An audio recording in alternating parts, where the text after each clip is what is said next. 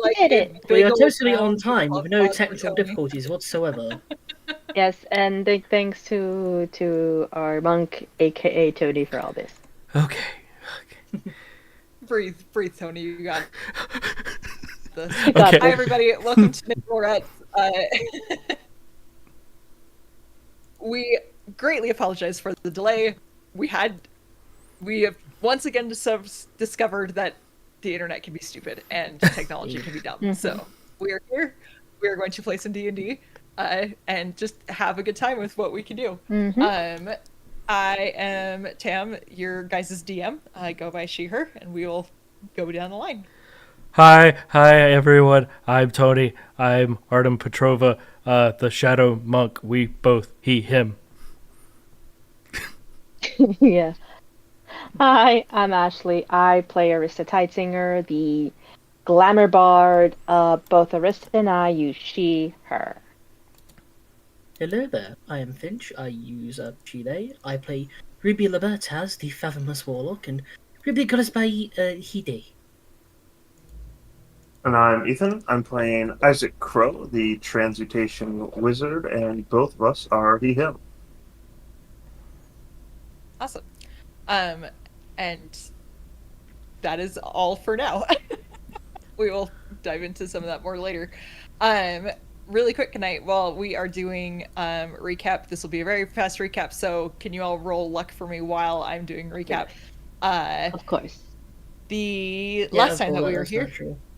y'all were on a giant turtle island, and you all got off the giant turtle island by pretending to be turtles and collecting treasure off the giant turtle island, and successfully maneuvered your way through the forest after being able to successfully stealth your way around, being able to make it back to your boat of the scramble.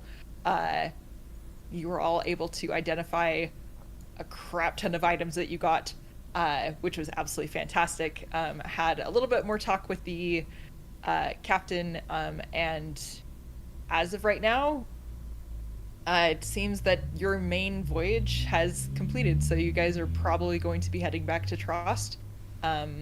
And a couple of interesting things happened for different people last week.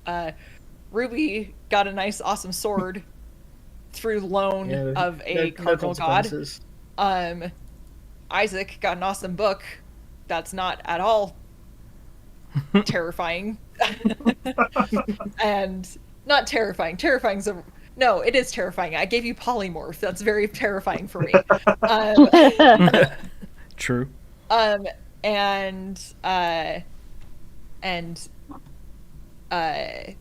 Arista and Ruby had a nice bonding moment, and Artem was given or had received his IOU prize winnings from Hodges from the festival. So we will start really quick with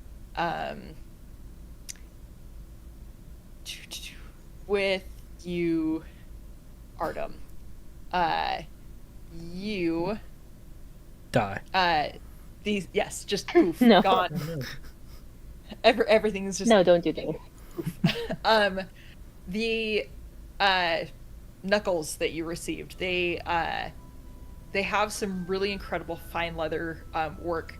The knuckles that you see, they, like, I explain it like as fidgets, but like that's kind of the best way. Like there's just like these rollers on your knuckles, and you look and it's a golden color to the metal, but like as you kind of look at it and shift, the hue of the gold changes and moves, so it goes to like kind of a red, and then there's blues and greens in there.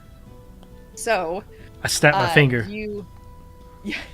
Does half the world disappear? Nothing happens. Oh. No, they're not jewels. And you can still see your fingers. So the you have received some Fey Gold knuckles. Ooh. While wielding these brass knuckles, your unarmed strikes count as magical. As a bonus action, you can choose one of the following damage types. Or sorry, not choose one. You will roll a d6 to choose one of these damage types. Bludgeoning, wow, where did my edited one go? I have edited this to make it more fun for you. Okay. There we go. Because I typed it up and then I was like, I'm changing that. Okay, so piercing, slashing, fire, cold, lightning, or thunder. Your unarmed strikes deal that type of damage whenever you're using these. And once per turn, you can, if you hit with an unarmed strike, you can send a small burst of that energy, dealing an extra 1d4 type of that damage.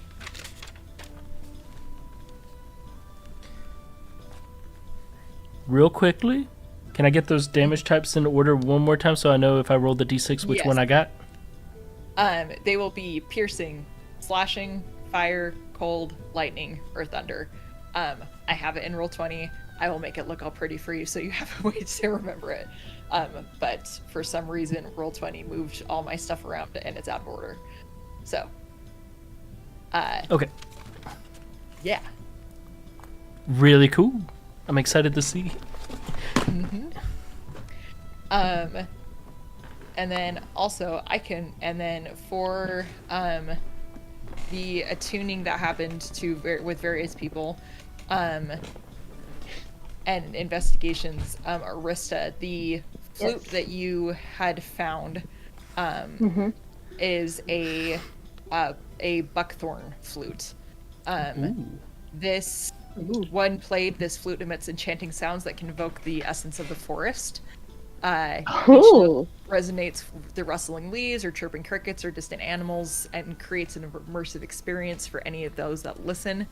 While you have this flute in your possession, you have advantage on performance checks to entertain or inspire creatures that are natural and associated with the forests.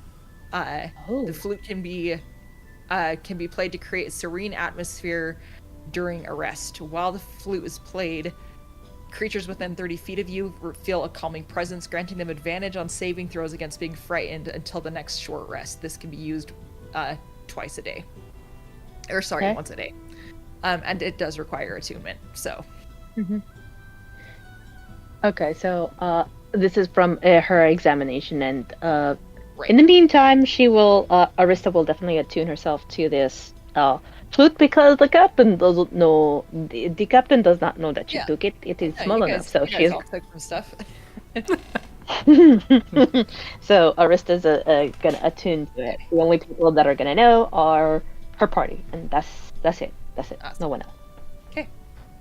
Sweet. And that was about as much identifying as we did last go around, if I remember correctly. Right? Yeah. Sweet. As the day continues, and this morning with all of you waking, you see that the captain has started to make way back towards Trost. You're starting to head westward, and the day is pretty just gross and dreary. It's not. Can I? It's Like not fun. Arista's just gonna sit on the thing and just strum a happy little tune to help cheer up because it's so dreary and bad and everything else. So she's gonna try and cheer up people with not a little flute tune, not the one that she's attuned to. Not FYI. the leaves and the crickets and No, not that one. It's just her Yeah. other little flute that she plays like a jaunty little tune. A jaunty little tune on it. yeah. Go ahead and roll a performance check for me, please. Okie dokie. Come on, roll 20 beat. Oh, guys, your luck is so bad today. It really is. It's okay. You got time on the boat now. Okay, How come much luck are you actually gonna need? on. Hopefully not much. Depends how much stupid stuff we want to do. Yeah. True. There's no limit to our stupidity. So true. Did it roll? Yeah, it did. Yes. Okay. You got a. Okay. The rest of you, while you're on the boat, like you hear Arista's playing. It's very like, it's as nice as it always is. But the sky stays pretty gross. It's not a great time, and the further that you continue to head westward, there is just more and more storm that's building in front of you. The waves are just starting to get bigger. The day is just you're just starting to feel it a lot more while you're just on the boat, and you aren't really able to see a whole lot of sunshine in this. Anything else that you guys want to do with this day? After doing this, Arissa's just gonna she wants to talk okay, she's gonna go down to the gallery, the galley to where is my character? Arista's gonna go down to speak with the what do you call it? The woman who was there? Yeah, Jinx. Jinx, yes. Yeah. Mm-hmm. The I do want to quickly point out, if you're going to be going to these places, Ruby would be following you. He's not going to leave. He's not going to leave Arista alone this entire journey. You have Shadow. I have the Shadow. You go down to see Jinx, the cook, and you see on her little kitchen, you see the symbol of Vidar on the back of her wall. And she looks to you and goes, "Hi, hon. What can I do for you?" Well, just I have nothing to do much, and I decided to see how everything is going down here, and see if there are any fish heads. Maybe, perhaps, even if there aren't, I did wish to see how things are going down here.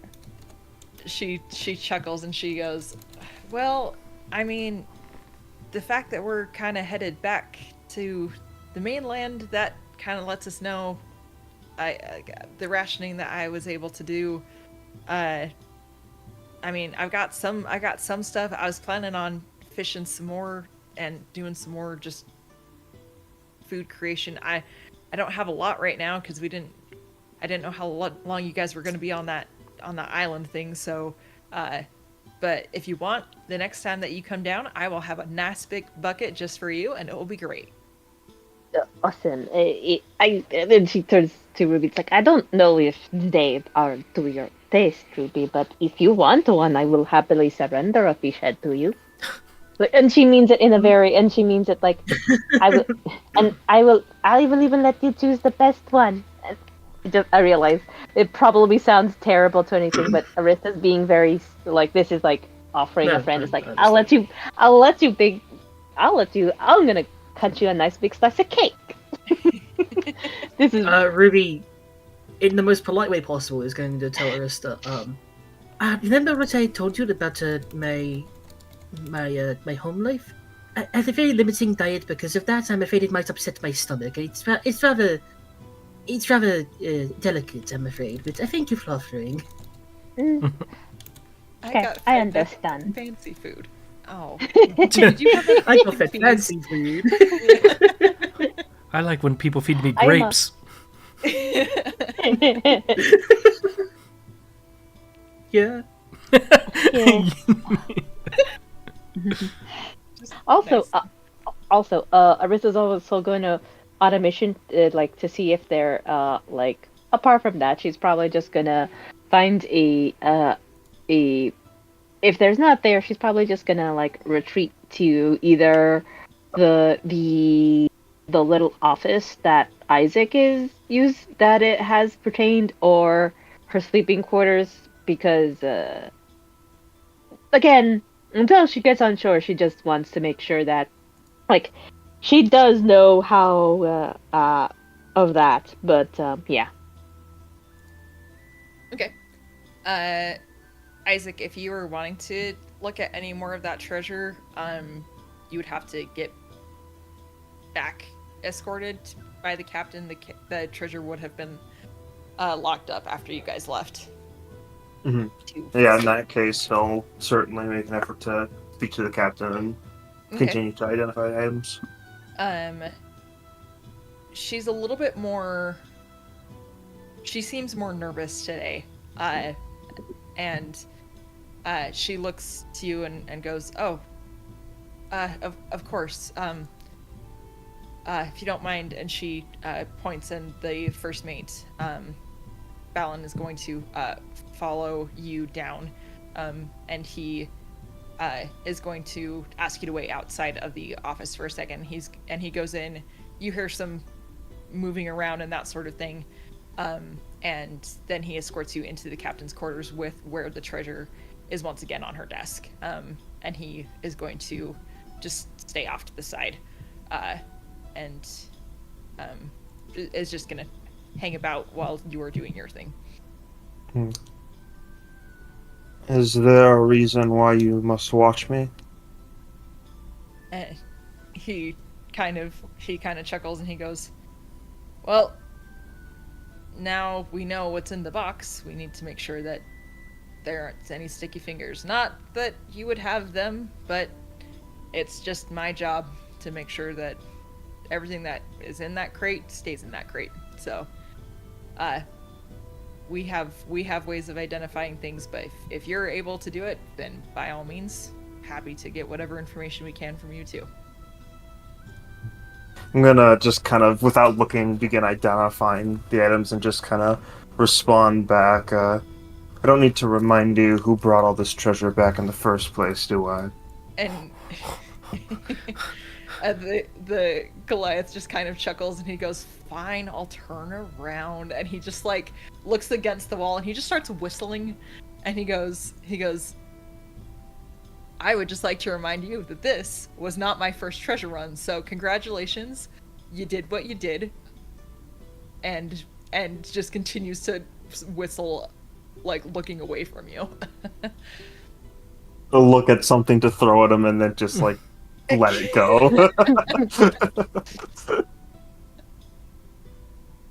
Perfect. So looks like what we had left over was there was the books that Ruby had found.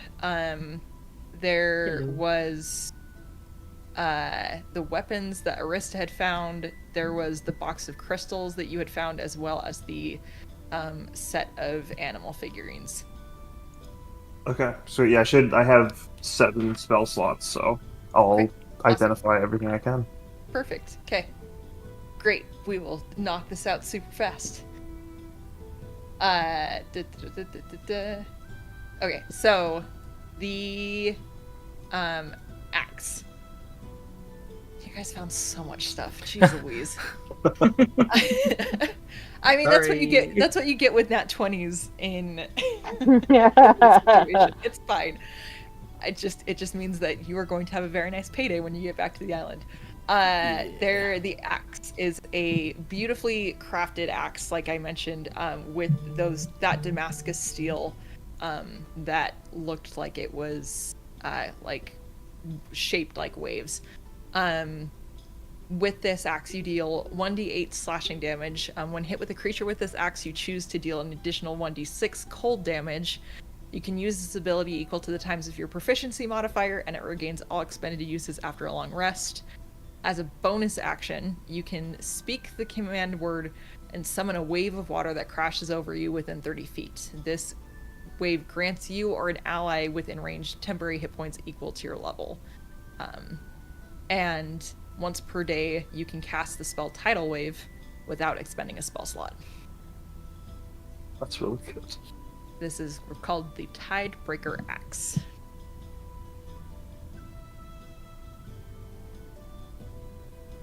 And I realize that I probably don't have all these available for you guys to see, so I will make sure that they That's are. fine. That's fine. The box of gems. The box itself, when you had found it in the treasure trove, was not magical, but the things inside for sure were. These contain spell gems. A spell gem contains one spell of any class of any spell list. You become aware of the spell when you learn the gem's properties. While holding the gem, you can cast a spell from it as an action if you know the spell or if the spell is on your spell cost list. Doing so doesn't require any components or requirement of the spell. The spell then disappears from the gem. So it's basically like a spell scroll stored in this gem. There's a whole bunch of other stuff, but you find out with your in the order of the box, it goes from topaz. There's a topaz, there's a jade, a amber, a bloodstone, and a quartz. And so the topaz, you find out, contains a hero's feast. The jade contains legend lore. The amber contains polymorph. The bloodstone contains windwall, and the quartz contains enlarge reduce. And I will throw that.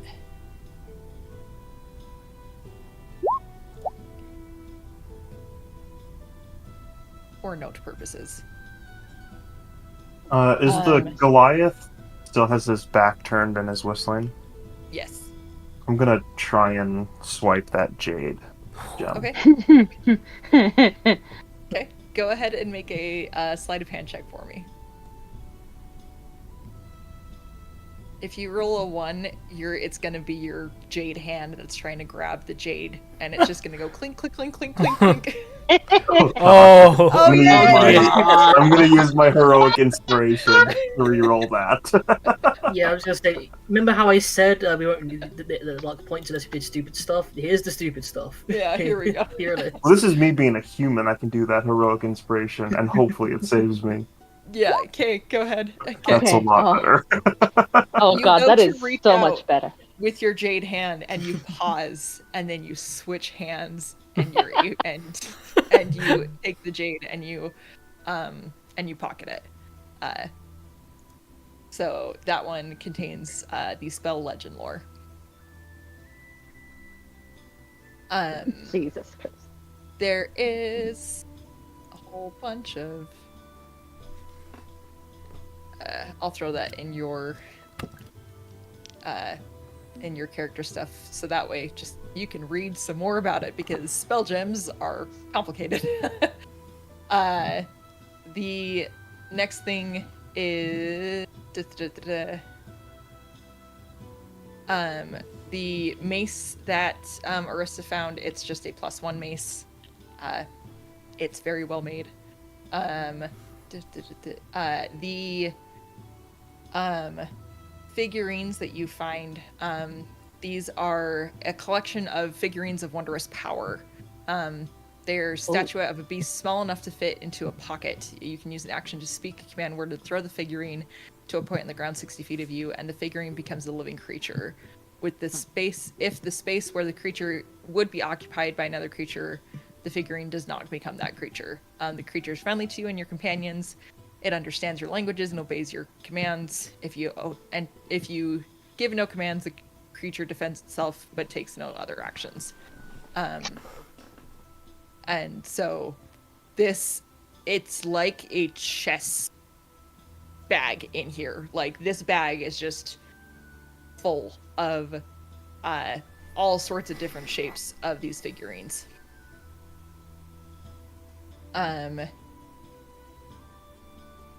The plate mail that you found is called an iron leaf plate, and this one was pretty shiny too when you were looking at it. This armor gives you a +1 to your AC, and you can see that now that you have a little bit more time to investigate it, it is lined with filigree of like leaves and vines all around it. While wearing this armor, the vines seem to support and quiet its normally loud movements, allowing you to make dexterity stealth checks without disadvantage. In addition, vines dampen the impact that you receive from blunt force, granting you resistant to bludgeoning damage. If you take fire damage, the leaves wither for 1 minute. While the leaves are withered, you gain none of their benefits. And while wearing this armor, you can use an action to cast Pass Without a Trace from it as well. Once used, this property can't be used until the next day. Ooh.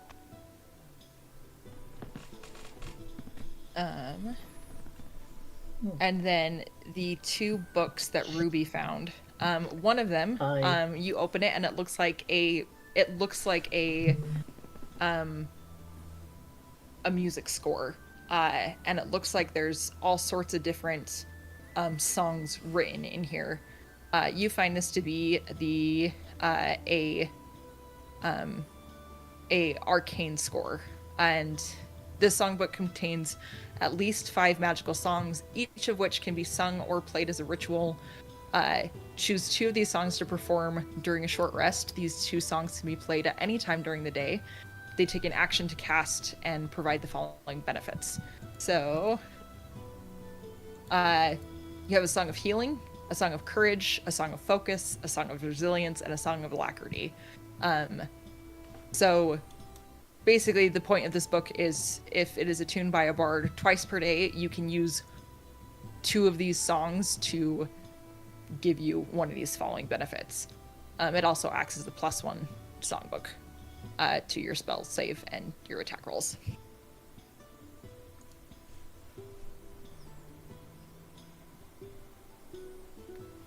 And then the last book, looks like Roll20 didn't save it. That's fine.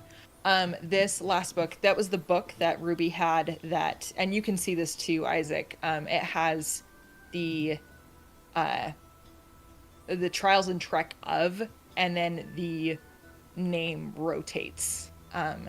So this is a grimoire of Alias.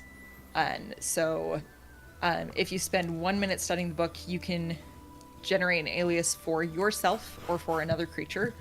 There's a table of D10 to help you determine which alias you are able to provide.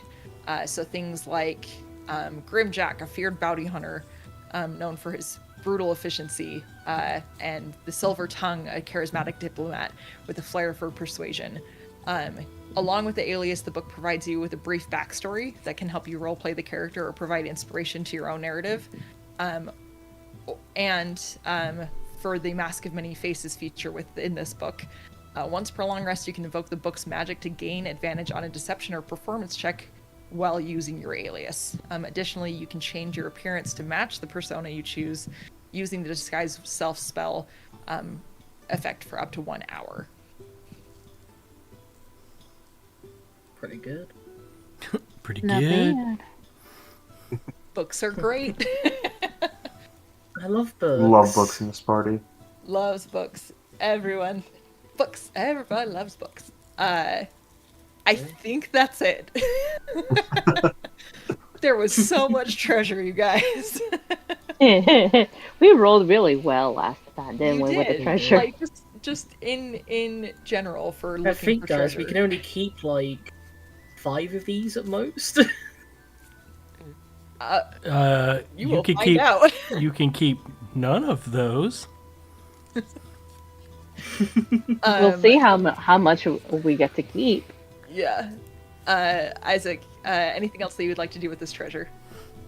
No, once Isaac's done, he's gonna try and sneak out of the office, just leaving the Goliath to continue whistling face against the wall. Once you finish up, Balin, he can like hear that you're starting to like be done, and he stops whistling. He's like, "You good?" Yes, none of the artifacts seemingly have anything that would cause immediate harm to the crew or the ship. Good. Good to know. And it's all there, right? Yes, it's all there. Okay. Just asking. Please roll a deception check for me. Oh no. Would you like to No, attune no. to that spell book? Jesus! Oh gosh. 4. You know, Yeah. I'm just gonna spend my 1 luck point, make it a 5, and pray that does something. Can I spend my 1 luck point to give you 5.5? half of a roll. Balin looks over to you And he goes, "You know I'm gonna have to check after you leave. I'm just giving you the chance to rectify anything's now. And look, I'll even in good grace." And he turns back to the wall and starts whistling. Isaac grabs more stuff and runs out the door.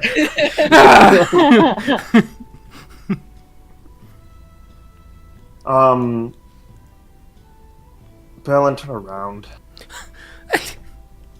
He turns back around and just like is still whistling, just looking at you. He is smiling, like you can see his face. Just having fun with this.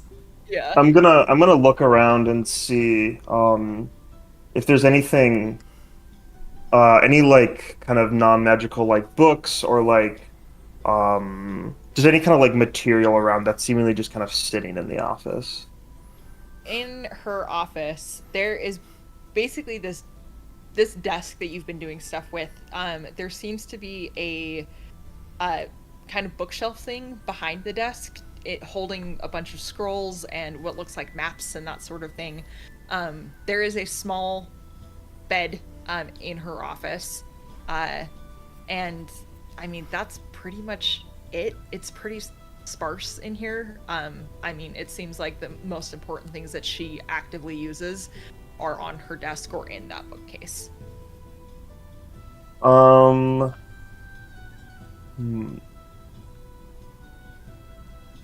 Curious to see what Isaac is thinking. Even though I am I'm not. gonna not there. pull out what can I use for this? Ooh, you know what? I'll pull out the bottle of mead I took from way back when. Yeah, okay. Perfect. And- That's perfect. just lie and just say, "Look, I took this instead." That's so yeah, I'm You hear gonna Marissa say from way around.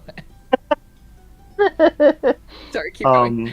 yeah, I'm gonna take that and then I'm gonna set it on the table, and then I'm gonna open up the Journal of the Jaded and then cast an incantation and just turn that bottle of mead into gold. Okay. Balin looks and he smiles. He goes, "Neat trick. Are you adding that to the pile?" I'm offering a trade. And he goes, "How fair is this?" I think this is more than fair. This will fetch you 100 gold pieces. I believe that the item that I'm taking into my own possession is worth maybe half that. And he goes, "What item did you take?" I'll pull out the small little jade gem. Okay. He looks and he smiles. And he goes, "Sorry. I know what's in that box. And that feels like you're undercutting me, Isaac. I gotta admit it. And I mean, and lots of people have gold. But if we can prove the value of that thing, that could probably sell for a pretty penny." Thank you. I'm gonna... Can I see if he's trying to, like, get one over on me, or if he's kind of being genuine? I love that you're insight checking the person that you're trying to, like, con right now. Please, Maybe go ahead. maybe Isaac's intelligence Trust isn't no very one. high. This whole I'm starting to think that. this whole time it's been an act. That's why he needs the books. Go ahead. Yeah, okay. That's why he has Arista. It's like you're better at the social shit. You do this, or are they lying to me? The very unintelligent wizard. Yeah. I love it. He looks like he's just not he's messing with you enough to be like, hey, we're having fun here, don't be an idiot. Like, it's that kind of vibe. But you do have a Goliath first mate in this room with you guarding treasure. Like, that's the vibe that you're getting of come on. Yeah. I think he's just gonna kind of fine, and he'll just kind of flip the gemstone over to Valen and take the bottle of bean and just go, "What a waste!" and he'll walk out. I'm just gonna roll I a don't know straight why. d20 for if he catches it. He catches it. It's great. You might want to leave the lying and deceiving to Yeah. the charisma characters. Yeah, I love Yep. I love the idea of him storming out in a huff. It's like, whatever, Dad. Like, This really feels just like whatever, Dad. The door is able to close behind you, and at this point in the day, it's probably like mid-morning-esque. It's probably mid-morning to like noon, and the weather is still super crappy. It's just gross. It's awful. There's been like this drizzle happening all day, and the rest of you, wherever you may be on the boat, if you are a topside, you see that Isaac comes out in a harumph onto the. Arista's just is definitely gonna enjoy the little bit of mist, even though it's fury. It's like, Yeah. Air water. air water. Ruby just seeing Isaac go out and hump is just like, oh, think a cat's got his tongue? I just look at. And she and like Arista looks down to see Ruby's paws, but you don't have anything in your hand. Ruby kind of like shows his hands. It's like, oh, you're right. I don't have it. But I wonder what's got him so miffed, disturbed. I can't quite tell. I just start waving it. Hey, buddy, what's wrong? Isaac's just gonna like toss the golden bottle just like on the ground, and it's like so many things, and he's gonna go to his chambers. Wait, He's I don't think like, it's sweaters. wait, is he like some kind of like really rich boy or something? I mean, he just threw a bunch of gold on the floor. I think he just insulted my mother in another language. No, I think he tried to. From that way, I think he tried to deceive somebody, and it did not work well in his favor. Does he do that often? I mean, he doesn't. He used to. Most of the time, I used to do it for him. Oh, I do like to say that while Ruby is with Arista, he will be keeping an active eye out on the other crew members around the ship to see if they're eyeing up Arista, because he wants to know if they're going to plan something, when it's going to be. Yeah. Go ahead and make a perception check or an insight check for me, however you would like to Alright. spin that. Let me see which one's I better. want to I want to know if they're eyeing up Arista because of her being a biter, or are they eyeing up Arista because who she is? You know. yeah. You got to insight check those 13 looks. perception, just, he's trying to kind of like see where their eyes are going. If they're like Okay. trailing Arista for her body, her music, or something else. Yeah. It seems especially with a 12. Wow, not 12, 13. I can 13. read. It's fine.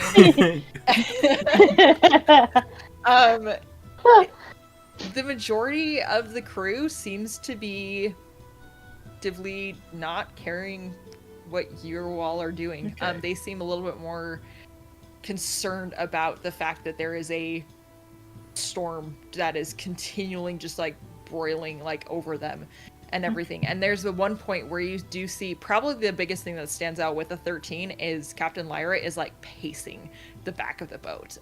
And she has one cigar that is lit, and she has and you can see that she has where you would like expect like one of those vests or one of those kind kind of like bandolier things for ammo, like there's at least Mm-hmm. like 2 cigars like just sitting in there, and she is pacing and puffing and yeah. I'll just look over at Arista and just go.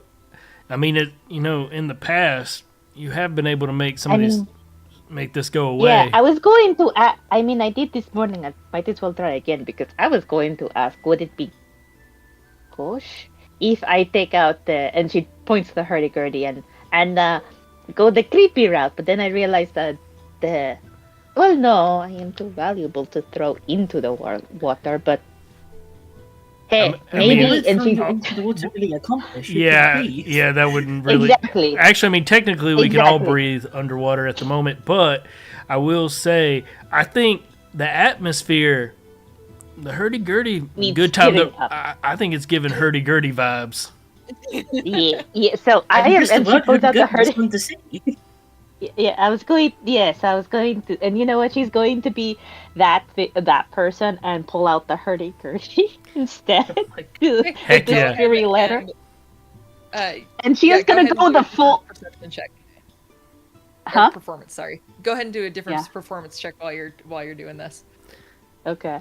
While that's rolling real quick, I do want to look over at, since we're all kind of like bunched up real quick, I'm just going to look over at like Ruby and just be like, so, Ruby, I know you've told me in the past, when you were a captain of your own ship, what kind of ship was it? Like, was it just like a transport ship, like a sloop? Like, what are we talking about here? It was a transport ship for cargo.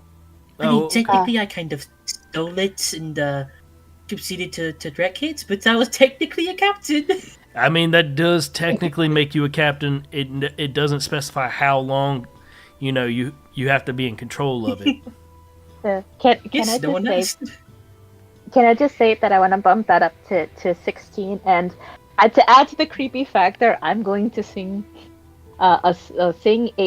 it's in common. It's a very cute little song about a fish finding its little love, but she's going to sing it in primordial. Yes. Nice. So it's like it's about the song. I will say the song is about a little fish who wanted to find love and asked one little fish and then another and another until another little fish came along and said, "I like you the most because your scales are different." It's a very cute little love song. If I were a fish. If it were played on the right instrument and with the right right tongue, but as of right now, it's a Yeah. fucking creepy ass one. No, Ruby and Artem, you guys are having this lovely conversation about Ruby being a captain of a cargo ship, and everyone's hair just kind of stands up on end a little bit on there as the hurdy-gurdy sound fills the ship, and the lovely singing of the primordial starts to fill the ship as well. It takes a minute, but slowly the rain kind of starts to dissipate and the clouds start to break up bit by bit, and you guys can still see that there is a lot of storm like in front of you and around you, but you guys are able to have some decent weather while this is going on. I start to just dance along with the creepy music. Ruby, what is that? Why not? I would also like to take in the how the other people are taking into, like, I want to know if anybody else understands primordial and understands that the little tune is a very cute little tune and not just what the fuck. Yeah. The- Wait, hang on a second. I want to see how well Ruby dances. Okay, Yes. go ahead. not, Yeah. not well. Instead of a performance, It's can I make like- it an acrobatics as I'm jumping around to it?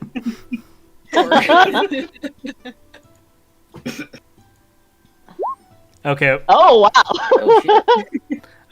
Nice. with cat-like grace that suddenly Artem has instead of Ruby. Wow. I will say the deck is wet, so that probably doesn't help with you. Oh, I'm using that as my advantage. I'm like moonwalking with the wet floor. Your cold heart freezes. He's out there and you're able trying to do like, the just, like, robot to see if he can remember how to do it. Doing the Warforged. Yeah. Yeah. as you all are doing, gosh dang it, what a ridiculous idea. As you all are kind of having this like weird like fun time on the deck, everyone else seems to kind of like loosen up a little bit. The captain is still pacing a bit, but she like her cigar comes out of her mouth a bit and just kind of stares at you all, amongst staring forward. Because of this, because you were able to assist with the weather, you guys are able to make proper headway, and especially because you guys are going back, the current, you guys are moving a little bit more with it than you were the time before, so you're able to make a little bit more headway going back towards Trost and Esterpool than you were before. Was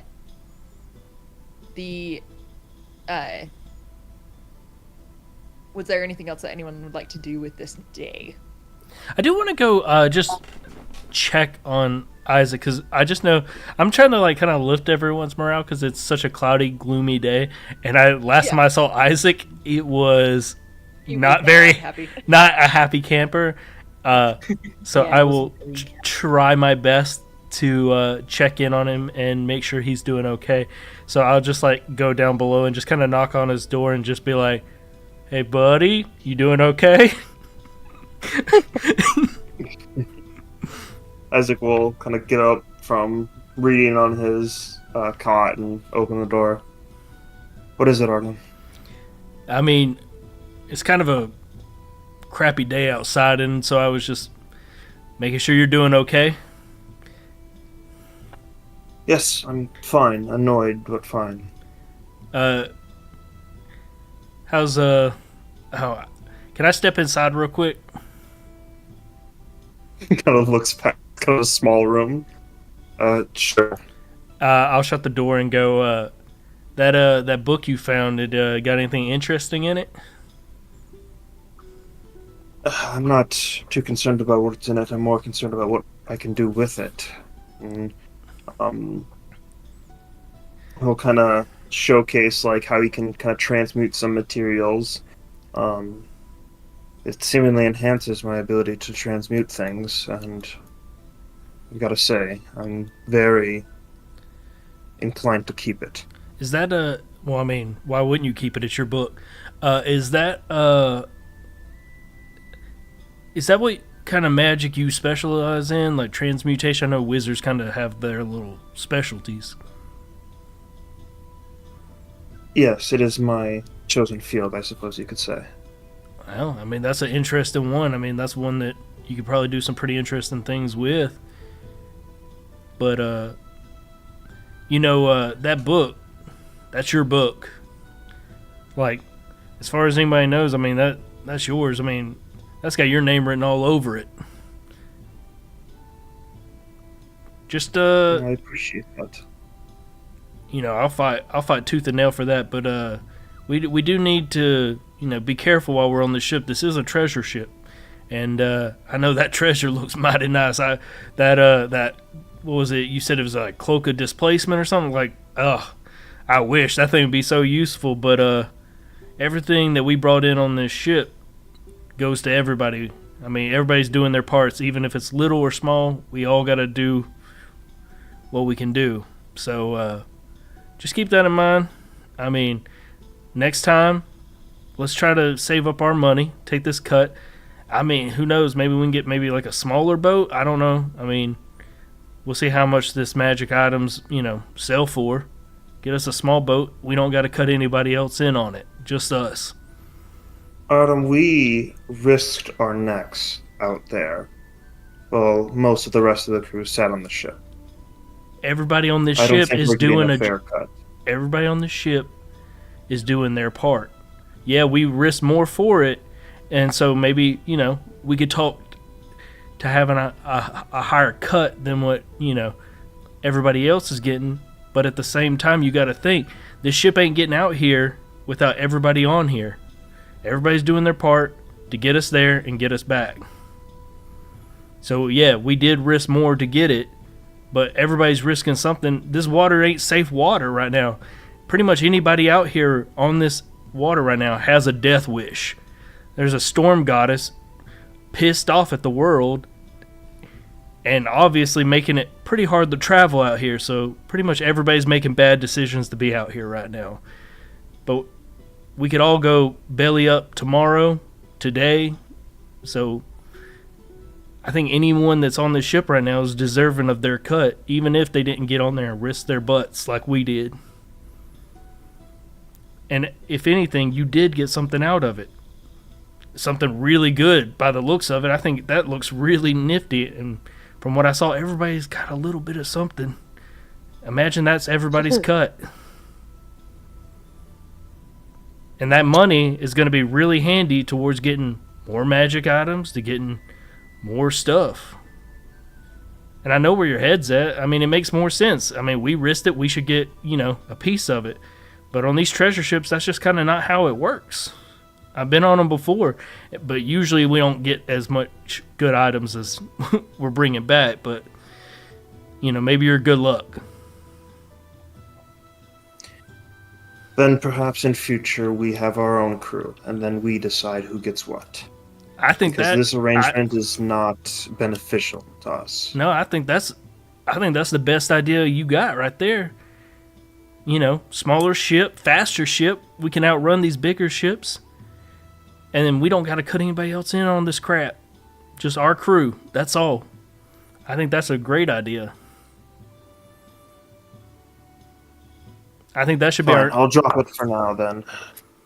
I mean, listen. I do think we could talk to the captain about getting a higher cut. I don't think that's out of the question.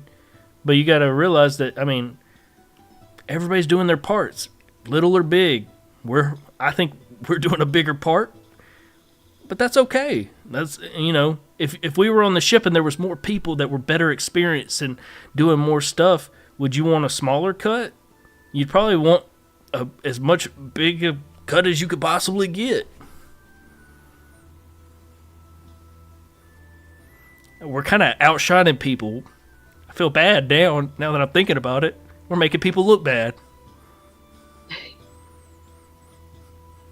Our skills and abilities deserve more than what we're getting. That's all I'm saying. Well, we take it. This is our first job together, and I think we're doing a damn good job together. We brought all that treasure back ourselves, and I think you're right. I think we need to get us a ship. That should be our priority. Get us a ship, smaller crew. We don't got to cut in as many people, and guess what? We got that way of tracking that turtle ship. We go back and get as much of that treasure as we possibly can fit on our ship. Because that treasure island's not stopping. It's going to keep moving, and it's going to keep gathering more treasure. So next time we go there, there's bound to be even more treasure. May not be the same treasure, but more treasure, because it ain't stopping anytime soon, that's for sure. But I think when we were on that island, I think you handled yourself real well. You came up with some good ideas, and we all got off safely. So I just wanted to say, it's the first time I've seen you in like real action, and I gotta say, for somebody as young as you are to be out there, I think you did a damn good job.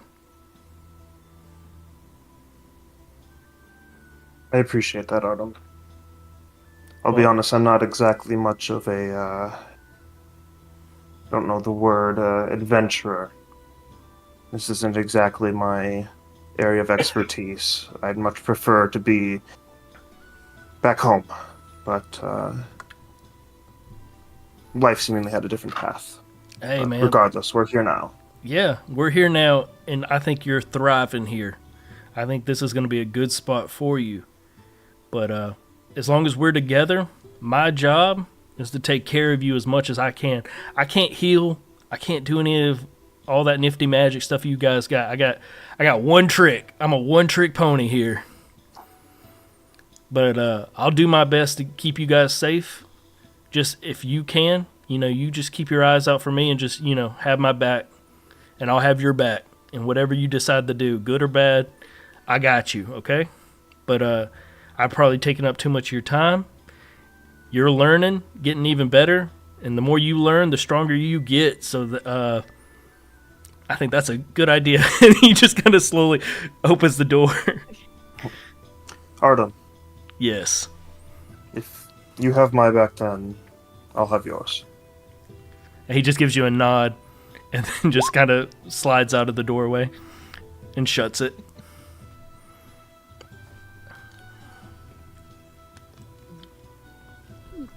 The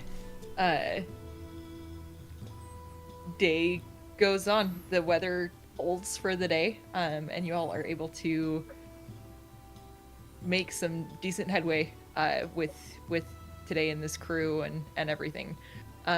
You are all able to get a full long rest, because whatever the long rest was that you all took before, Yeah. it was so scattered and everything. Like, you guys were actually able to like sit down and sleep. Actual recovery. Yeah. Actual recovery. Uh, Um,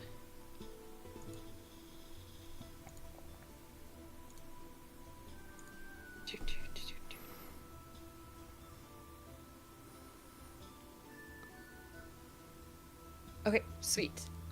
So the next day starts, and it starts with a bit of a bang. Oh no.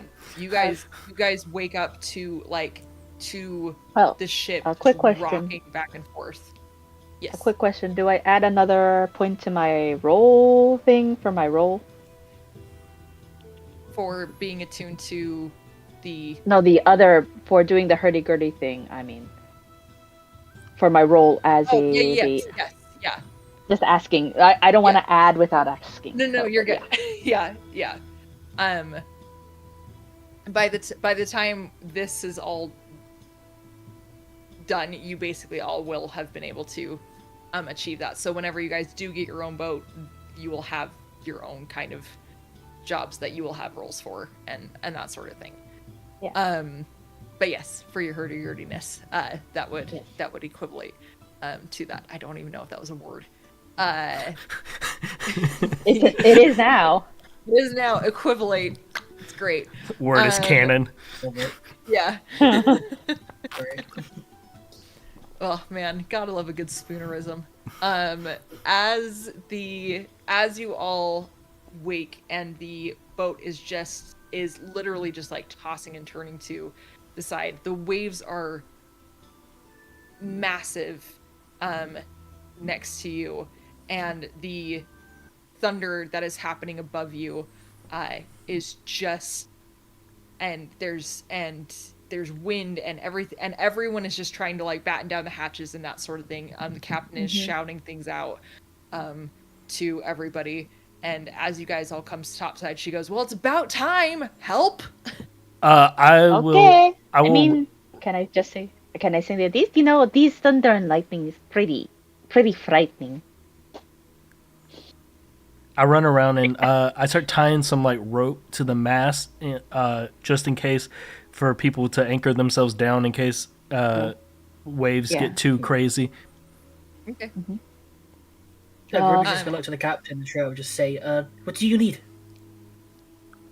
And she just kind of points, and like you can see that there's people that are trying to raise the sails. There's people that are trying to kind of do what Artem's doing, just to try to secure things on the deck. There's barrels that are rolling around and that sort of thing. Yeah.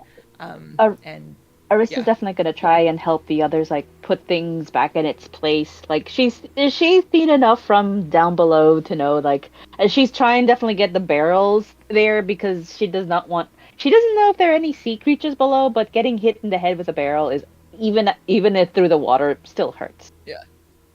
You go to try, Arista, and Lyra grabs you and she goes, "You're staying right here. Play." Okay, and she will take out the fiddle and start playing. Okay. Oh man, I was hoping for the hurdy-gurdy. No, I'm just kidding. Always the hurdy-gurdy. Everyone loves Everyone the will just hurdy-gurdy. say. I mean, personally, I Hurdy-gurdy. would, but it's wet. It's gonna slip out. it's gonna slip off. It's Oh a my fine- goodness! Well, I can Oh, definitely. never mind. I was gonna say I have Yeah. 2 luck points, so I will give you at least a bonus. I was no, +1. I was gonna say, I don't worry, I have more than enough, thankfully, because I went back to up because I'm remember, using it. I don't I care. can. Okay, I'm using so it. It's helping. The ship's about to be belly Okay. up. yeah, I was gonna say like I'm gonna use another 3 to bump that up to a 15. So with this one is a 16 With yeah. Yeah. Okay, awesome.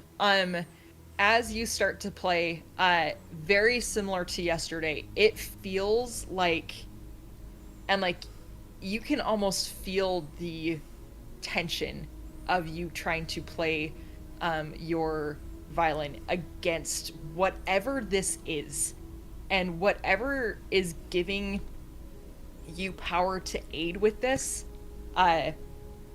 Like, it feels heavy today, and it feels hard for you to play.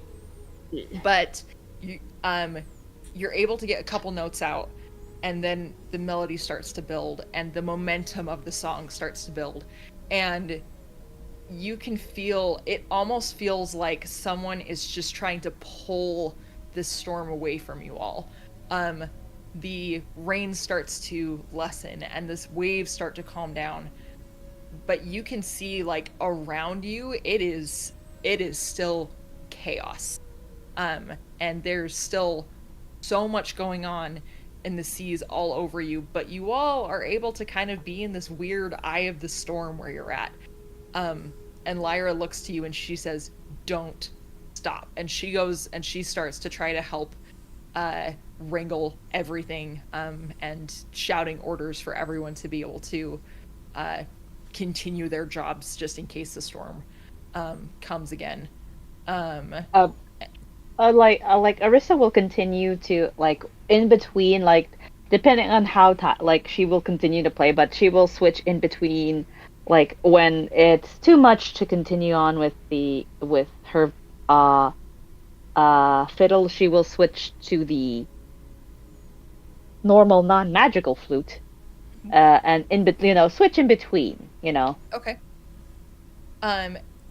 How long do you think that you would be able to play each one for? Uh, for each one, like Arista has a lot of, I think, decent stamina. I think maybe 40. Like I think with the I think maybe 45 minutes with the flute, but I think a lot longer with the fiddle since it's just Yeah, so like arm an hour or strength, two but with the fiddle, but with the yeah, flute. Okay. shorter. So that's the thing, because as a former flute player, no, longer Right. than 45. Don't. Ow. Yeah. I remember. Yeah, that's when you have to sit down and stay sitting. Yeah. The 2 hours go by, and you are all able to still hear this beautiful song from the fiddle of Arista. As she switches her instruments, you guys can start to see that the storm starts to creep in again. And after these 2 hours, the three of you, anyone that wants to roll a perception check can. Oh, okay. So everyone but Arista, because you were busy playing. Okay. Awesome. Not bad, everybody. Ruby, you would be able to see out into the distance, as the storm kind of looks like it's starting to like come back on you all. You can see what looks like a vessel in the distance. For Isaac and Artem, the two of you notice that the storm looks like it is just pounding on this ship. There is lightning. The waves are just as big, if not bigger, than they were when you guys were all dealing with stuff. It looks like their sails have been torn, and it looks like they are just in a bad spot. Especially Artem, because you've been on boats before. The direction that the boat is facing compared to the waves, it's not great. Like, they're not going straight into the waves, they're more sidelined, and so it looks like they may be taking on water, but they're they're just stuck in that position. And Arista, with advantage, go ahead and roll me one more performance check with you switching instruments. And I will run up to the captain and just point in that direction and go, Captain, you might want to take a look over there. We might, I don't know, it's your call. And she goes, I mean, we're going that way anyway. Might as well be a hero, I guess. And she like actively like lights up her cigar. Standing when she says that, standing behind her, you just see Artem just like the biggest grin, like excited, like excellent. Ruby's just been following orders right now. He feels like doing anything that the captain doesn't say is going to get them killed. Yeah. As you all are doing your various tasks, can I grab that performance check from you, Arista?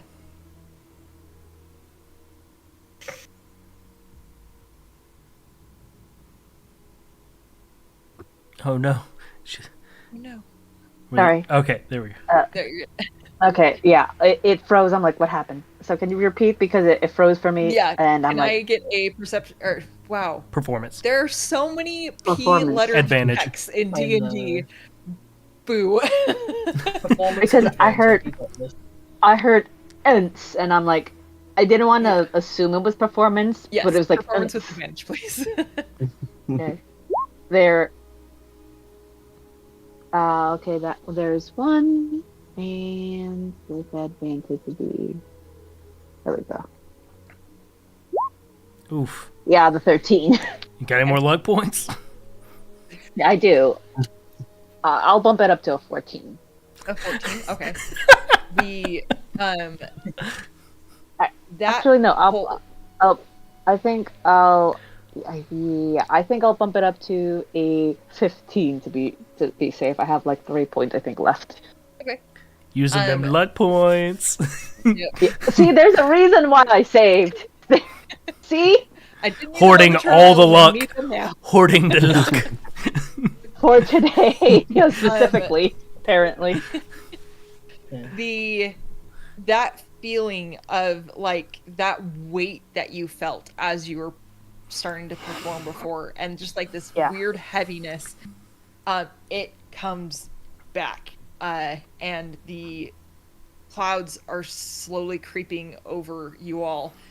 You do have some time before you regain the storm around you, but it does seem that the storm around you is starting to encroach and everything.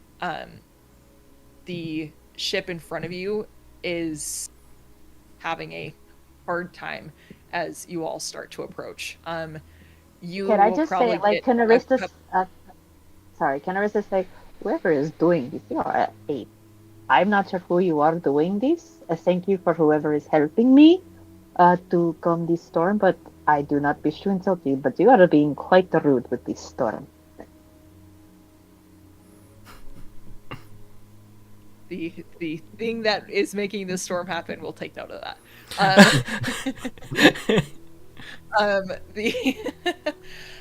You guys will probably get some time with this ship in front of you, with the benefit of having a clear day, but that's not going to last forever, depending on how fast it takes you all to do this. So, as you all approach, this boat, the waves are starting to get more and more choppy. As you approach, you can start to hear the cries on the boat. This is not a very large crew, and it's not a very large boat. And actually, I will probably make that a little bit better of a comparison on Roll20. Oh, I like that. It's not nearly as big of a boat as you guys have, and it seems to be it seems to be just absolutely thrashed. And the closer that you guys get, you see that they have a couple of ropes off the side of their boat, and it looks like they have an anchor off the side of their boat as well. And there comes a point where one of the members of the boat goes and starts tugging on the ropes, and you see as you get closer that there's at least two people that start to climb out of the water with on these ropes. There seems to be, to make sure that I describe all this stuff right, there is a dwarf that starts to crawl out of the water on the rope and hops on. There is also a halfling as well that crawls out of the water, and both look fairly built, but nothing compared to the last being that comes out of the water. This figure, Goliath, especially compared to the dwarf and the halfling, hand over fist comes climbing out of the water. You see, actually, I will have I'll describe what you all see as he is climbing on the deck of this ship.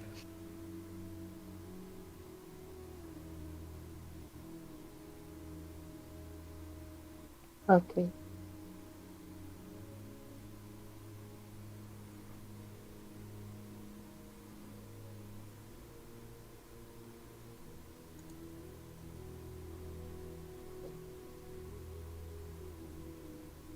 Ink, are you muted? As per the usual. Of course. Oh, okay. Anyway, I do. Another Paul, person. please Wait, describe what they see. as you guys see, there is a massive 7-foot tall Goliath come climbing out of the water. Gray skin, black tattoos, black hair, shaved head on the sides. Just a big, massive, hulking dude coming out of this water. Ball, the Damon shouts out to you. You got it? Is it secure? Yeah, I've got it. We're good to go. And he just goes, oh, gods, what are we gonna do? And then you see him look out into the distance, and he just starts waving his hands. And Ball, you turn and you can see that there is a boat. It has the figurehead of the boat. It is a goat that is sailing towards you guys, and it's a little weird. Like, you have seen nothing but storms for the past week. Like, it has been awful for you, and you guys have been stuck here for probably a good 2-3 days, and this boat looks like it has semi-clear weather approaching you as the clouds are starting to encroach on it, but it's moving towards you in a much faster pace than you have seen for a week. And everything. The other members of your crew also start to kind of like hoot and holler and are like, hey, please. And the anyone that is on the scramble, you all see this happening on this boat in front of you.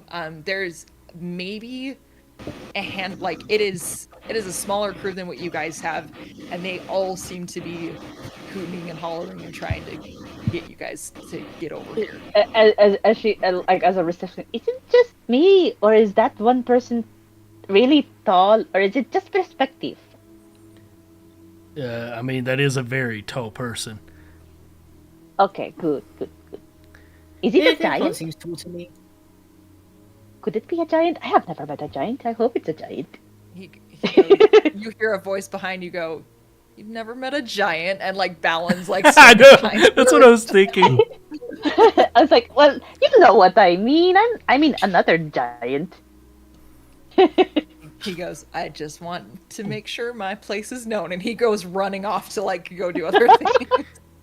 Yeah, Sorry, we're talking it's about just like, real giants. No, yeah. just kidding. She's actually thinking about those big giants that she heard in legend. You know, that's what she meant. Like she knows he's big, but or not. She always imagined giants being taller.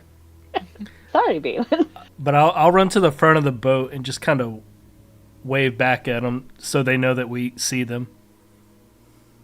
Okay.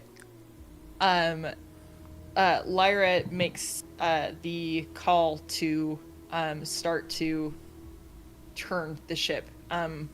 She doesn't want to entirely put them in the same position because the position that you see them to be in, whatever they've secured, whatever anchor that they've got going on, it's like the only thing that's holding the boat from like being capsized that way.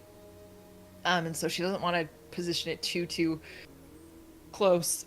But she shouts over to the guard that had confiscated Isaac's knife. And she goes, can you help with this? And he goes, and he runs up, and he goes, won't be for long, but we can try. Ball, you see this ship in front of you. There is a half-elf that hops off of the boat, and kind of scuttles down, and starts running towards you guys on the water, and comes running towards your boat and goes, okay, we don't have a lot of time, but let's try this. And he does some some movements, and like you see the water beneath him start to like solidify. It almost looks like it solidifies. And Damon looks over at you and goes, I think that's our cue, man. I don't know if there's any saving this. You want to leave the ship here? And he goes, what else are we supposed to do? We're broken. Your livelihood, not mine. And he goes, you know what? I will take a pay cut if it means I get to live another day. And I say we all go. Okay, done. And like he whips around and he whistles, and you see the crew just start to hop off. You see Thorn and Bryn and everyone just start to hop down. A very disheartened ship, or a very disheartened Fire Genasi comes out from the lower decks, and he goes, crap. And he he looks down, and he looks like he is not having a good time being in this rain. And you see this half elf that's over here to help you all. He goes, this is all I can do. I'm sorry. I don't know. And Damon looks to you, Ball, and goes, can you carry Maris?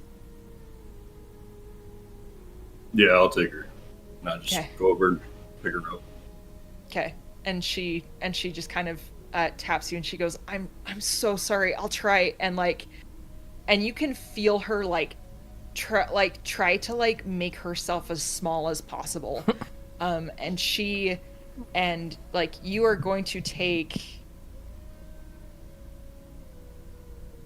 Taking damage. 1 point of fire damage. Yeah.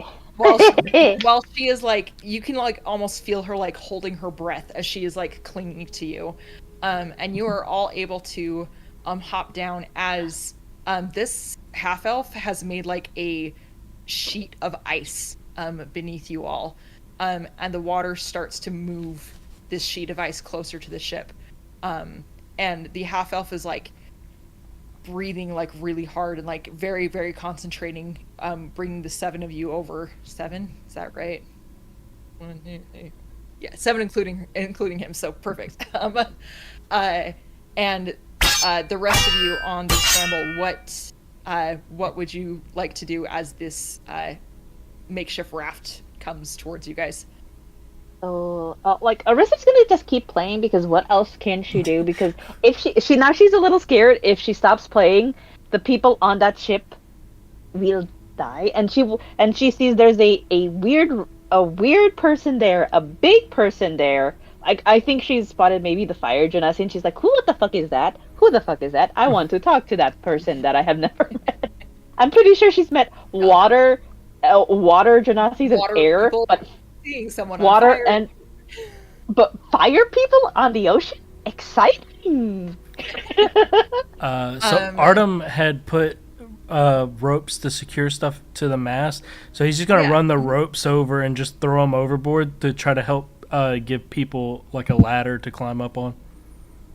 Or there might already Okay. be rope ladders, so I'll go look for the rope ladders and throw them over. You, the Oh, crew sorry. will very easily be able to provide that for you as And then far as just kind of give anybody a hand as they're getting up on the ship. Okay, awesome. Ruby has a suspicion right now. Okay, Would it? I want to try and dive under the water and see if I can spot a shadow of some kind. okay, One that we've seen before, if okay. you know what I Oh mean. god. Yeah. Go Oh ahead. my god. The fact that you know that's if that is down there, you want to go see it. You're crazy. Never want to be in the water Seriously? again. Listen, I have nothing to do in this scene. I got to do something. I just took a drink. I was choked. Oh my god. Hey, Ruby. I trust your swimming abilities very much. So, please roll a perception check for me. All right. 6. It was down there. I'll fucking see it. In the just like the tumultuousness of the storm going on, like the sea is black beneath you, like it is dark, it is scary, and for a minute while you're sitting down here, all of a sudden you remember what it was like to have water in your lungs and to see that dark just like epitomize, and there's a minute where like you can feel your heart beating fast, and you are usually very very comfortable in the water, and this is probably the first time in a long time that it's like, oh no no no no no. Ruby's insight's telling him that whatever this storm is, whatever this thing is, it's either interrupting his connection with Verona, if that's the case, or it's more powerful. In either case, he's gonna go back to the ship. He's gonna go up. I'm gonna go away from it. And you start to swim, and for like a second it's very disorienting to be in all this dark, and then like you kind of breathe for a second and like let the bubbles go out of your mouth and watch where they go and follow that, because there's just a moment, especially like with that 6, you get a little topsy-turvy down here, and Oh no. you're able to follow and get back up to the other water, or to above water, and Alright. are able to follow the other members up the rope bridge. All you and your crew, the half elf is the last one that's up, and he, as you all get up, like the ice melts underneath his feet, and he hops onto the boat. He actually waits for Ruby to get on onto the ropes as well, and lets Ruby up first.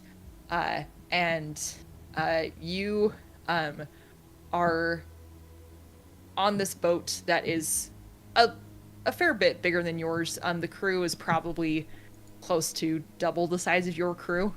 And if everyone would like to go down the line and describe what Ball sees as the 4 of you are standing on the deck. So Artem is about a 6 foot tall very pale-skinned, elven-featured man wearing like a dark black, dark brownish like coat with like a red undershirt. He's got like a kind of semi-groomed. It was probably groomed before being on the ship for a while, but like a white beard with white hair that's kind of pushed back, and kind of have like a reddish tinted eyes.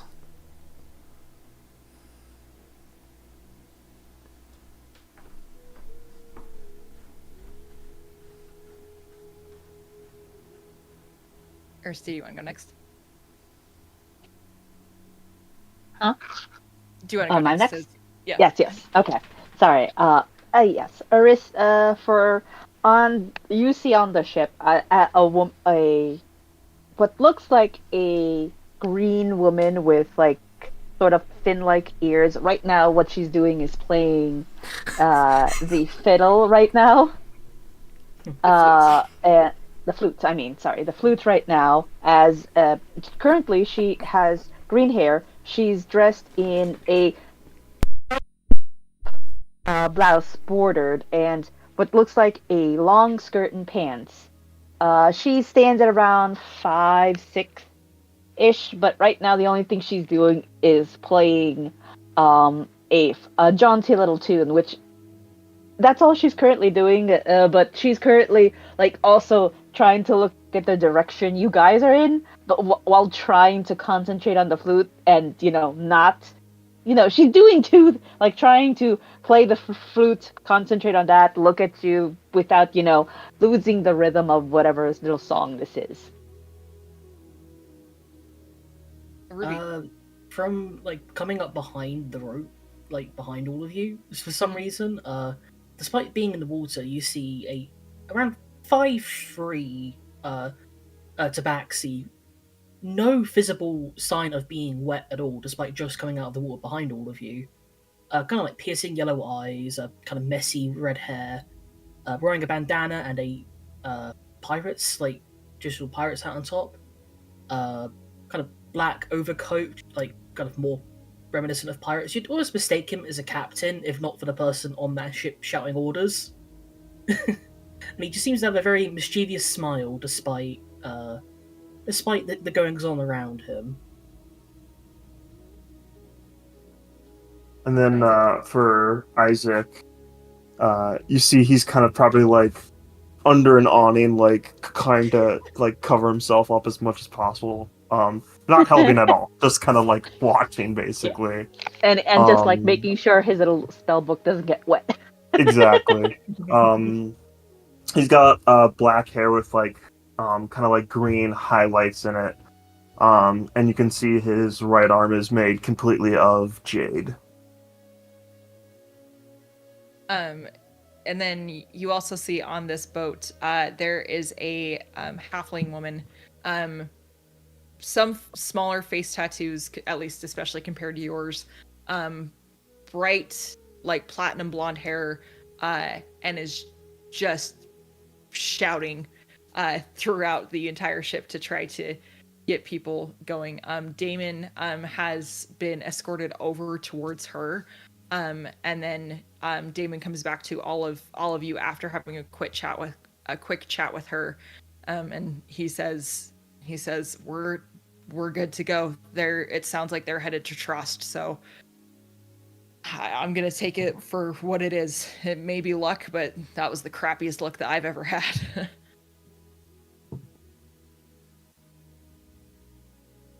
Catch a name. How long are they going to be on this voyage? Sounds like they're headed back right now, so within a couple days. About the same time that it would have taken us, but they were moving compared to us.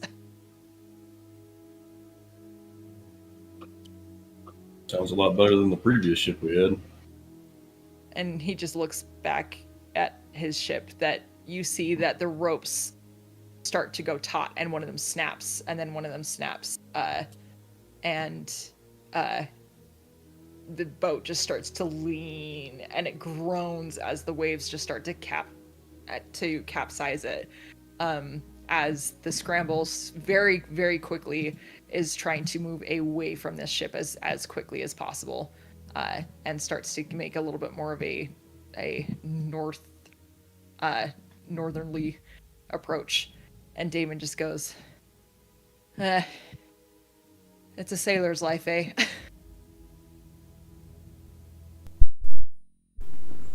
Will you be able to rebuild your livelihood? Luckily, there is some kind of insurance for this kind of thing. I mean, you make that kind of deal when you have when you own a boat, but hopefully they'll honor it and trust instead of me having to report to Annaport. But they usually have enough of a goings on that I should be able to do something. And he just looks relieved that you are all okay, but he's for sure bummed about what just happened.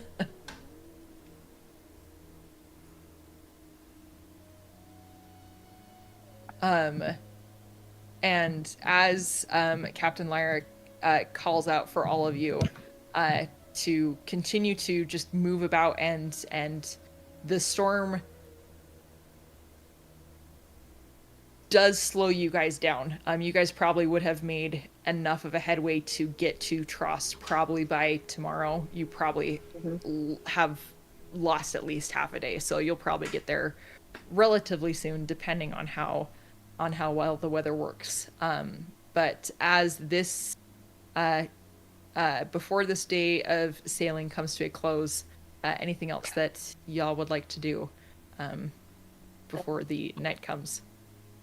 Like Arissa will drop like a couple of before he's like drop a couple of coins into the water and say, "I am sorry for what I said before. I did not mean to call you rude. Whoever was doing the storm, and here." And she like throws a couple of like 2 gold coins into the water, and it's like, "I am sorry. If at any point you know a song," and she's talking to the water. It looks weird, but you never know. If there's any song you would like me to play, just find a way to send a sign. I don't know how these things work, but I am sorry for calling you rude. I mean, Ruby has said that they're with you constantly, so Ruby watching Arissa talking to the water.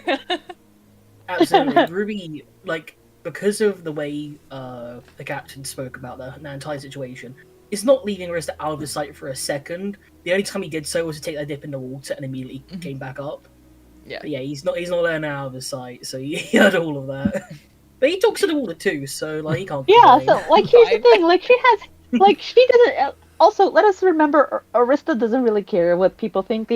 Remember at the current moment, the only people opinions that matter right now are Isaac, Ruby, and more or less Artem. Those are the only people she cares about on this current ship. Everybody else, they could drown, and she would not. I hate to say this, they could drown, and she would. Maybe that the girl who helped with mending her too, because she was sweet, but everybody else, and the Goliath, and Balin. That's it.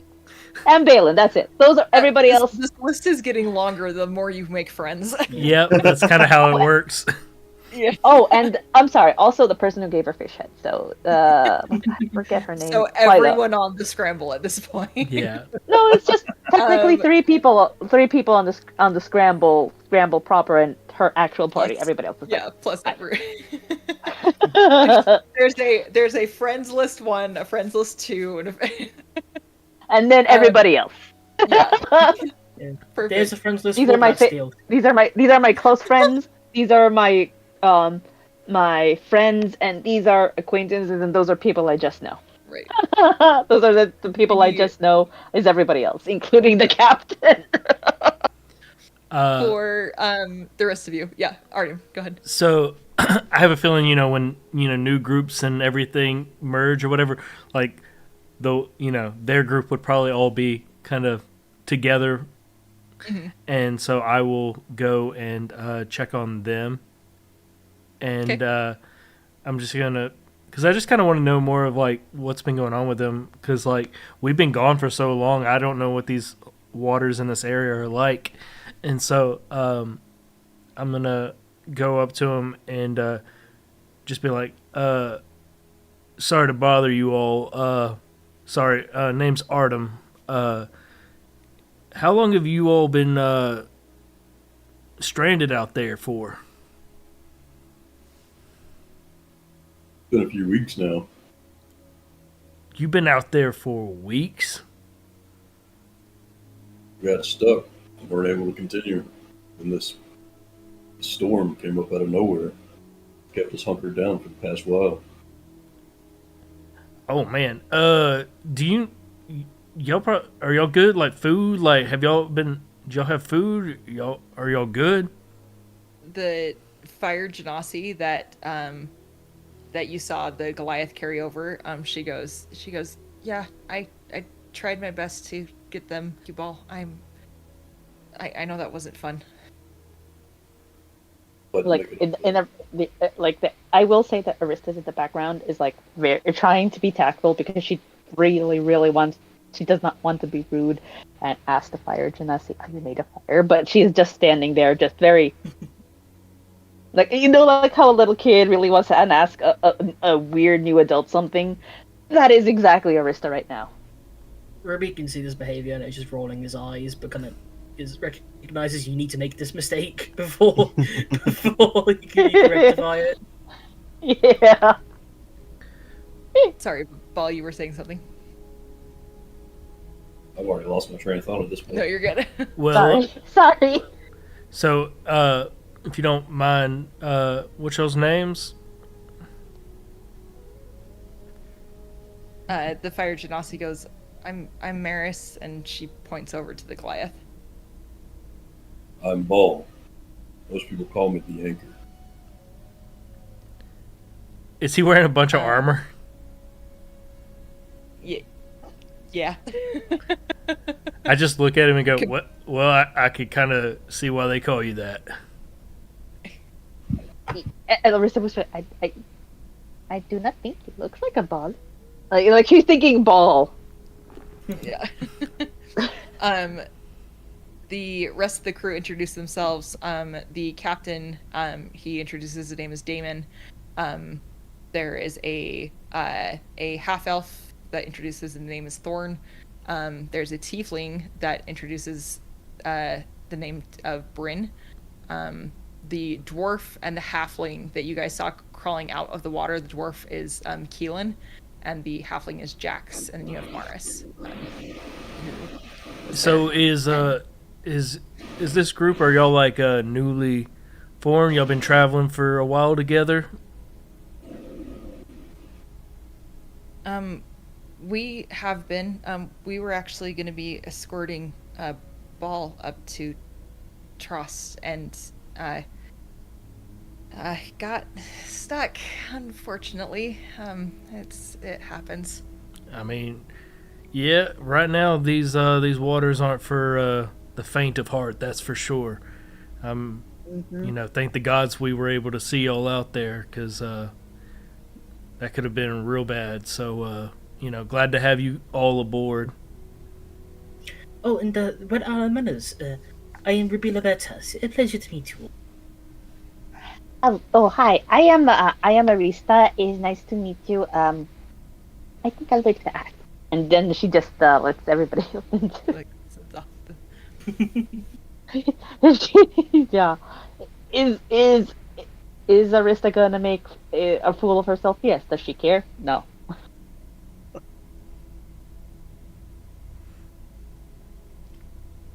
the captain, Damon, he looks to you all and goes, I can't thank you all enough. The fact that you're even going where we were going is very, very helpful. Might actually be able to recoup some of our losses here, but at least we can finish the job. And looks to Ball and kind of nods and goes, we'll help where we can. Most of us can we ran a pretty tight ship when it wasn't trying to knock itself over. So if you all need help, we can. We're pretty good. Well, that's I will keep that in mind.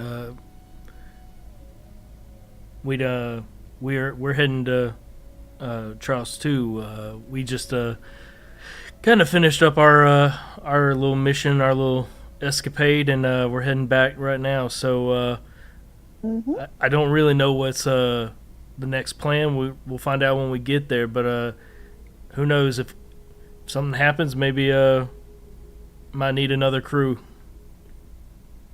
And Yes. Damon looks to his crew and goes, and we might need another boat. And with our powers combined, no, I'm just kidding. The as the day continues and the storm continues to rage on around you all, you are able to make it to the night with little discomfort from the storm as possible, but it is still howling as you all go to take your long rest for the night. The crew is able to find your crew ball lodging. Some of them actually give up their rooms for some time and are like camping out in like the galley and like weird places around the ship just to make room for you all. But you are all able to take a long rest. You are all able to recuperate. And as the morning comes, that is where we will pick up next week. Yay! So Next week Ta-da! she will ask. Next week she will definitely ask Maris. Oh, you made a fire. what are you? What are you? I've seen people made of air and water. So are you made of air? And gotta say, Brad, thank you for joining this crazy, Yeah. ridiculous Yes. group. Good. Absolutely. Can't wait to see what kind of chaos we can get into. Yes. I'm sure we can find Real something. giant. And oh, I didn't get to say it earlier, but if anybody's still here from Eric's Twitch, Raid. yeah, if anybody's still here for that, thank you so much for sticking around. We really appreciate it. We were in the middle of stuff, so we couldn't say much Celebrate about it. accordingly. Yeah, exactly. So thank you Yeah. all so much. We really do appreciate it. You guys are awesome. But thanks, everyone. Yeah. Thanks.